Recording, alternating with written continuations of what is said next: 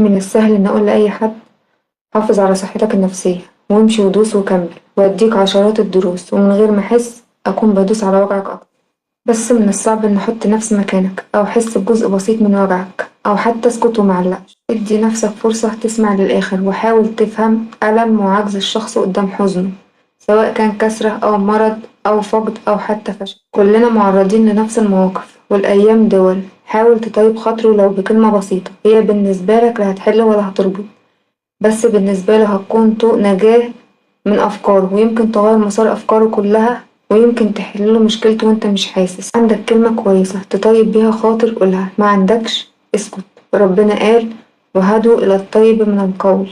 صدق الله العظيم. نفس الكلام مع نفسنا لما نفسك تخذلك ما تهجمش عليها وتجلدها، قول قدر الله ما شاء فعل.